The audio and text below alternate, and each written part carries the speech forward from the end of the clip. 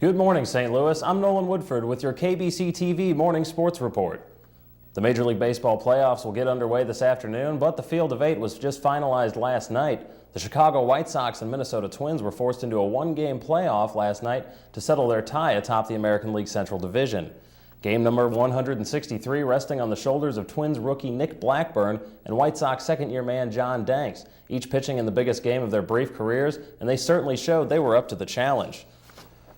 MVP candidate Justin Morneau up in the second inning, and he goes down swinging. Teammate Joe Mauer fares no better as Danks sends the two-time batting champ back to the bench. Blackburn was equally impressive for the Twins as he sent Ken Griffey Jr. packing as part of his 6 1/3.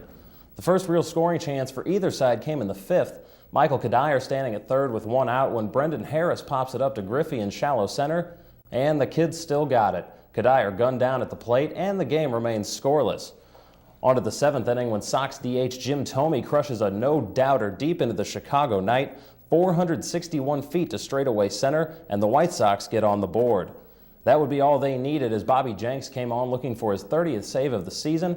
Brian Anderson, who came in for Griffey in the 7th, makes the diving catch, closing the book on a 2-hit shutout and sending Ozzie Guillen's club back to the postseason for the first time since their 2005 championship year, thanks in big part to career home run number 541 off the bat of Jim Thome. I think it was a changeup he left over the middle of the plate, and I was fortunate to hit it. I hadn't been doing much here the last 2 or 3 games, so it was nice to get that big hit. The White Sox will travel to Tampa to take on the AL East champ Rays, with that series starting on Thursday. The rest of the action begins this afternoon with a triple header of playoff baseball.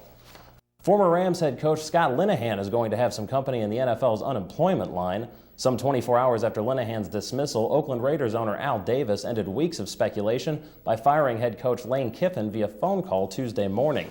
Davis fired Kiffin while the then Raiders coach was on his way to work and held a press conference shortly after. This was a warning to him that he's got to be a coach. He's got to take care of the players. He's got to do his job and stop complaining every day that he doesn't have this, he doesn't have that.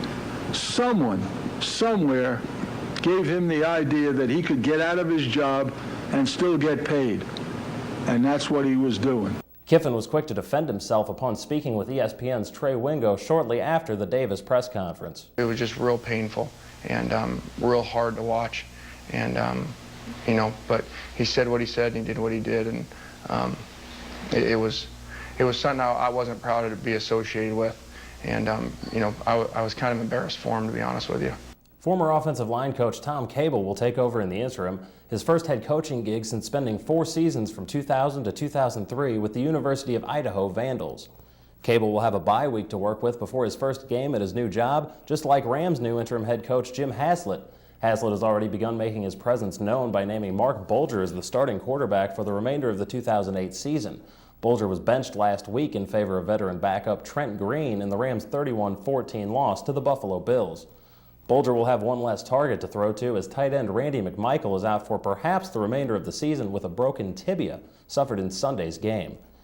And the St. Louis Blues dropped the puck on the regular season in just 9 days, but one final preseason home game is on the slate at Scott Trade Center with the Toronto Maple Leafs coming to town.